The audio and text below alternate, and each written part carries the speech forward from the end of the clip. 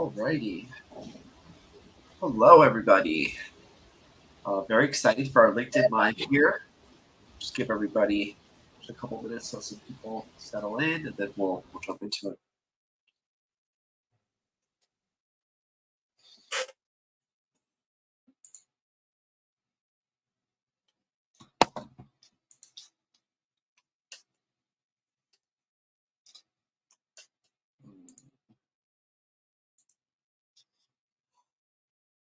Awesome.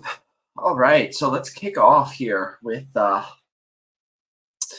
unlocking our Prime Day potential. We're going to start with introduction here. So we've got Kris Weissman. Kris, why don't you introduce yourself to all the folks here? Yeah, pleasure having me on board. My name is Kris Weissman. I'm the Vice President of Brands here at SellerRocket. And so SellerRocket, we deal with affiliate and e-commerce, helping brands get connected with publications to be featured in review guides, listicles, and such to feature their products for e-commerce sales. Awesome. How do customers use affiliate in general? We'll definitely jump into Prime Day specifically, but just generally, how are you guys finding sellers leveraging? Yeah, a lot of brands and sellers utilize affiliates as another revenue stream to help diversify, where the traffic's coming from and overall sales. Obviously, you do want to invest in other marketing efforts like PPC, sponsored display, but it's another way to diversify where the traffic's coming from. And as well as, Amazon does actually been shown to boost what's called your organic rank within the retail platform by seeing external traffic from these publisher sources driving to the listings. But also, it is a nice PR thing that you can post on your own independent websites, featured in Forbes, BuzzFeed, things of that nature that a consumer may have come across a listicle featuring your product at one point, and then if they come across again on Amazon or through another avenue and they see feature on BuzzFeed, it's just a reminder of like, oh yes, this is some familiarity here. It's awesome. What size brands typically are leveraging affiliate? Is this like startups and these large brands? Like, where do you kind of see that sweet spot, or is that really a limitation? It's not necessarily a limitation. However, brands that are selling about $1 million in revenue annually is definitely where you want to start thinking about diversifying where your sales come from and start investing in affiliates. Awesome, awesome. So obviously everybody wants to talk about Prime Day here. So it's coming up. What are your guys' just general like best practices? I think one thing that's important to talk about is ultimately timeline there too. So like I know from a PPC standpoint, ultimately when we're thinking about Prime Day or really any peak holiday, whether it's Fall Prime, whether it's uh, Cyber Monday, Black Friday, we're trying to win for us at least like 2 months in advance, right? Is kind of where we're starting. And particularly like you alluded to it, ranking in particular is expensive, right? Ranking when everybody else is trying to rank at the same time is even more expensive, right? If we're thinking about Prime Day. So I know like from a PPC standpoint, when we're thinking about, Prime Day here, like ideally if I'm trying to rank on the search query, like I've already started my campaigns, right? I've already figured out what my budgets are. I've probably already increased my spend, you know, uh, 45 to 60 days earlier. I might tier my way in there or step ladder that spend in, but essentially, like we're already starting to pace up so that we can have good visibility once that traffic occurs. And so I'm curious from an affiliate standpoint, how do you guys tackle Prime Day or peak holidays in general? Yeah, absolutely. So it's definitely different in tactics you'd want to approach when it comes to what we call tentpole events. So Prime Day, Turkey 5, Turkey 10, Turkey 11, whatever it's going to be this year. Seems to change. But basically, you want to start about 8 weeks in advance as far as like contacting affiliates, publishers. A great easy way is you come across a BuzzFeed article or a publication, you see who the author is, start reaching out to them, find them on LinkedIn, find their email, shoot them a note. Now, if you're not in a tentpole event, that's a great way to really kind of give them your story of your brand, like how you got started, how you diversify from the competition, if you do have competitors within your brand category. When it comes to tentpole events, it's drastically different. A lot of these writers and editors are under tight deadlines. I know we did a pre-recording previous to this session about, commenting 8 weeks in advance. Prime Day was just announced a couple days ago, if not yesterday, to the public. Publishers found out at the same time. And so because of that, they're now starting to scramble and start generating content. So it is not too late. So previously, it'd say, 4 weeks in advance, 3 weeks in advance. It may be a little bit of a challenge. They're under the same surprise as everyone else. And so now is really the time to start reaching out. But with that, you got to be precise and brief. I always say if you're reaching out to an author or an editor, keep it to 50 words. 2 to 3 things about your product that highlights you from the competition, or that really stands out to whether it's your niche consumer. Keep it very simple, because they're going to have so many products flooding into them. Also, their own editor is going to be throwing things at them. And so the quicker you can keep it, the more concise, the more it's going to resonate with them and actually consider the placement there. Yeah, I think that was some really, really helpful feedback. Like, I think sometimes with affiliates, people get overwhelmed or think that they don't have a shot of getting in there, right? But like you mentioned, it's some manual work that you've described there, but it's doable. It's like I used to sell before, and the goal was to get 300 no's a day because I'd get to my 5 yeses, right? And I feel like it's kind of the same type of play, right? It's like, you're going to get turned down for sure. There's plenty of people that probably don't respond to you guys, but I think having a system or a process in place is huge. Exactly. Yeah, that's cool. I would even actually add to that a little bit more. Is also depends on the type of affiliate you're reaching out to. So like if it's like an influencer, YouTuber, obviously highlight your lightning deals because they're going to showcase that in the content they're providing. If it's a publication that relies on a specific URL and Google search to gain their traffic, lightning deal means nothing to them. And the reason being is they're very focused on what's called their bounce rate. So consumer clicking the article and then leaving. And so if they focus on lightning deals, consumer's going to click in, see lightning deals over and click out. And therefore the URL and an SEO ranking is going to plummet. And so publishers shy away from lightning deals. They want the full Prime Day timeline deals to highlight and focus on, because that's when not only they'll push from maybe an evergreen organic standpoint, but they'll boost traffic. So they'll utilize their own socials. They'll do their own posts associated with it. But again, they're very cognizant on their bounce rates because it can hurt their overall site domain authority. So just depending on the type of affiliate you're reaching out to, keep that in mind of what deals you're kind of highlighting. I think that's a really good gem there as well. I didn't think about that. Like the deal thing definitely makes sense from influencers, especially because they're going to do something. I mean, everybody does a affiliate link, right? So they're getting commission on that traffic anyway. But I feel like it's, from what you're saying, it sounds like the influencers are more focused on conversion, where the some of those website lists or whatever are more focused on getting folks to actually stick on page and things like that. That's cool. For you guys, other than peak times, do you find, or the tentpole events, do you find that affiliates can still be successful not during tentpole events? Are they more successful, less successful? I'm curious, your experience. It's really category dependent. So during, Prime Day, and especially Q4, the Turkey 5, Turkey 11, whatever it's going to be, home goods are always a very big category to focus on. But also from an evergreen standpoint, minus the tentpole events, they tend to do pretty well. Even for example, air purifiers, there are also some uncontrollables. So Canadian wildfires can have a big impact.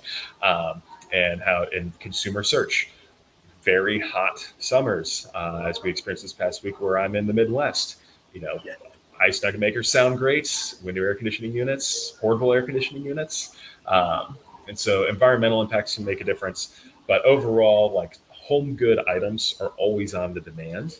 And so it's really category dependent, but we do tend to see a more drastic spike in those times, especially for products that are higher priced. So if you're in a more higher price category, you will see a more increase in performance around the 10 bullets because more than likely you're running a deal, a substantial discount off. And that's when consumers are really, especially within affiliates, their target is new to brand consumers, people who are doing their research, haven't bought from the brand before, haven't bought from the category before. So they're doing their research. And so they're usually not only trying to figure out what is maybe the best product for them, but they want the best deal too. Would you say in general, like, if you are driving affiliates, you should be leveraging some sort of discount as well, especially for Amazon, like whether it's a coupon or a lightning deal or whatever? Yes, absolutely. In fact, we ran a test with one of our brands who sells a toaster, a home good item, and it was a little more higher price point. It was a more premium product. It was about $70. But when they look at who are the top selling toasters within their category, the top 10 were under $30. Now, of course, this brand I'm a more premium brand. My stuff is built to last. And through affiliates, they did drive some traffic. But what we really noticed is when they did run a 1-week coupon, their conversion rates doubled. And it's because it is a more cost conscious item. So people are willing to fork over a little more dollars for a premium brand, but they still want it within reason of some of the competition in there as well. So definitely, if you're working with affiliates, run coupons, test those. They can, and if it's in a hyper competitive category, it can make a difference. That's awesome. Yeah, really good input there. What sort of like frequency would you say brands should be thinking about running affiliate campaigns? There. I would love to say all the time, just because diversify your sales flow, but diversify where the affiliates are coming from. Influencers are great, but they're great for a short stint. They make their post, you can see the sales spike, and then it kind of dies off.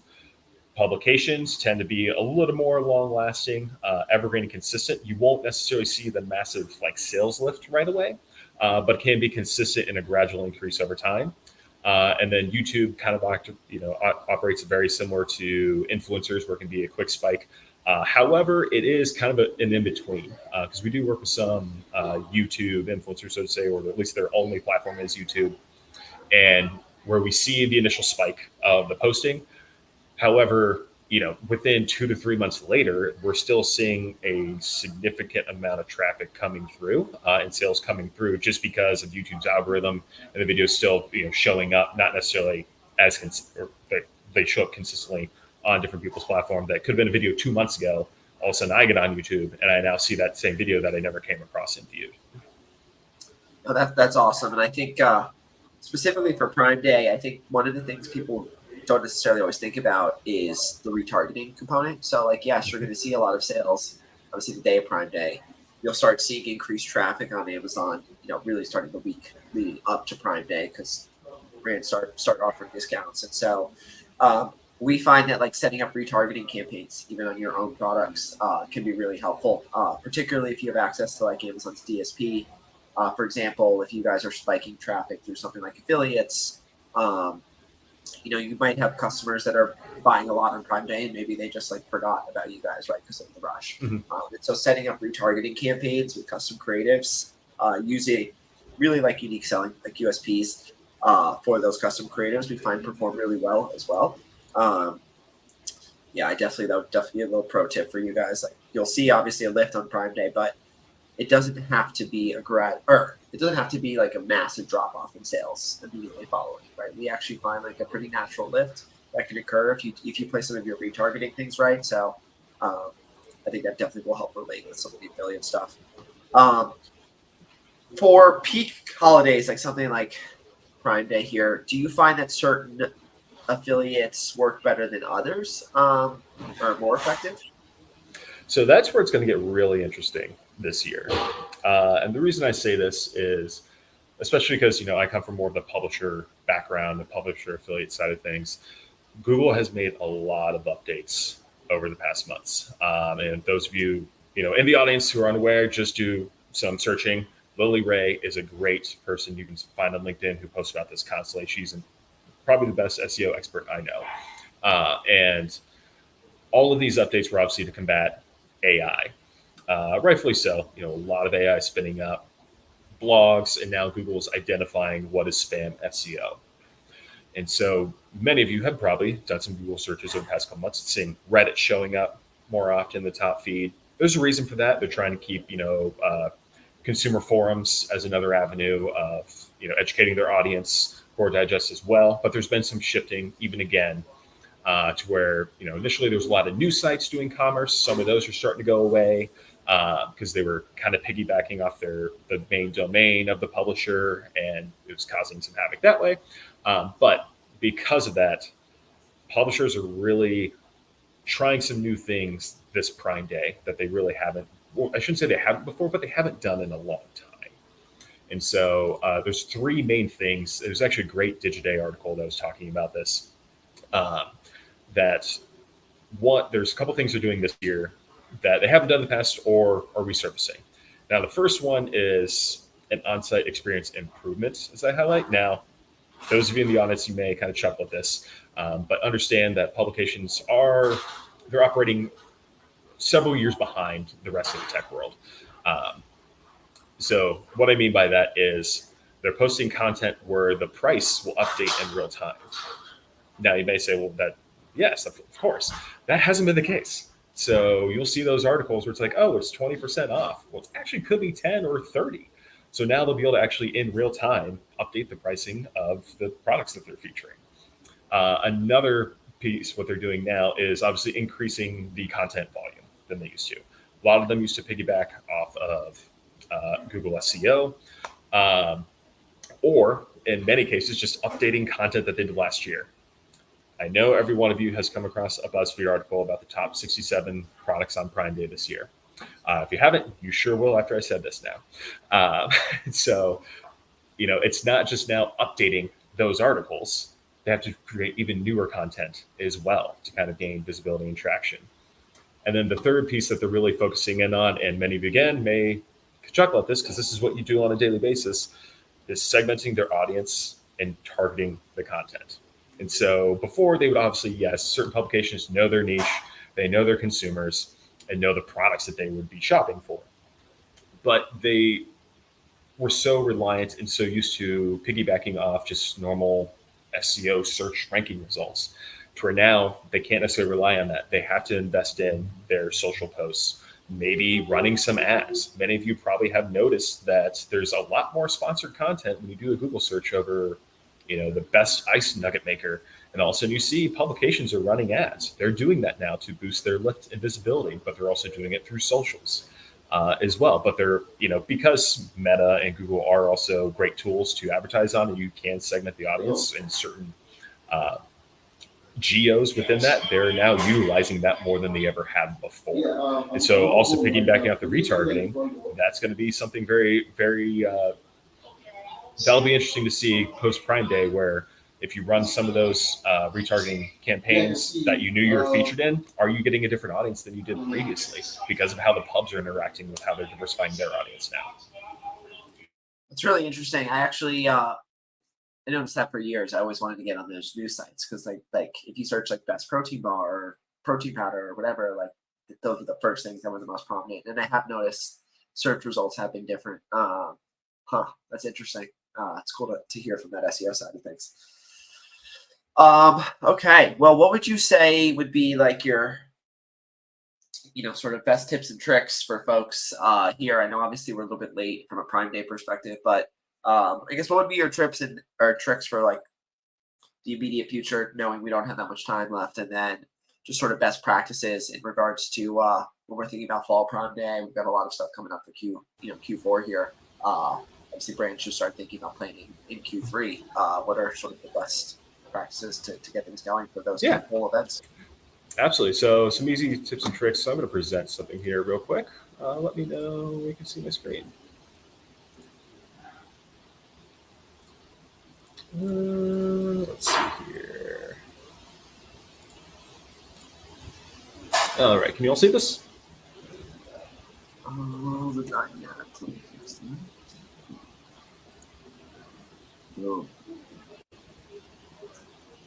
Now we're good. Can you see it?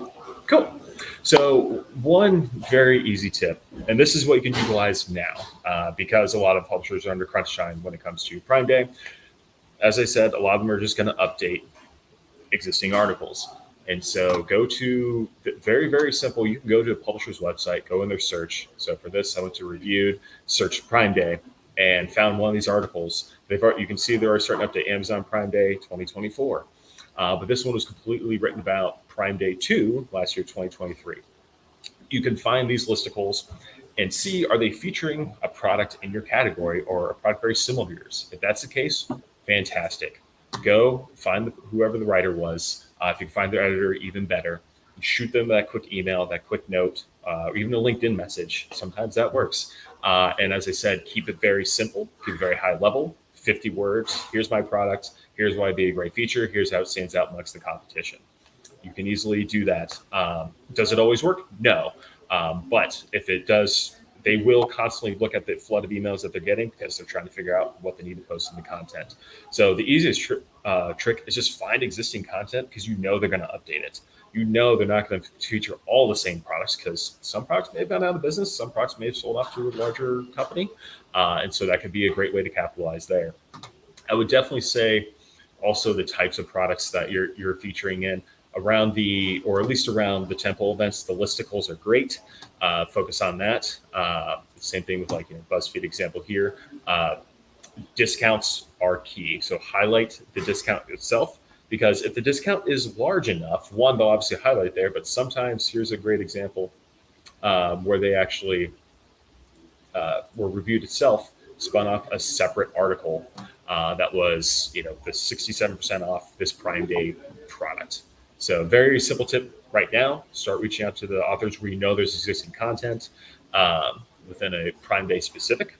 However, for evergreen, post Prime Day events, if you can find review guides that were featuring products in your category, start sending emails, start sending messages. And that's when you're going to start to give the little bit of the brand story to go along with it. I love that. That was super easy. Not too much work. You could really do that in a few minutes and at least start getting some potential at-bats or some no's. But that'll get you closer to your yes. Exactly. And you're getting traction if they ask for the product. Awesome. Let's go. Well, Kris, I appreciate all the time and all the knowledge you shared. Where can folks find you guys if they want to reach out and chat affiliate? Yeah, absolutely. You can reach us at www.sellerrocket.io and easily just send us the contact us form, and we'll have somebody reach out to you immediately. Love it. All right. Till next time, everybody. See you later. Thank you.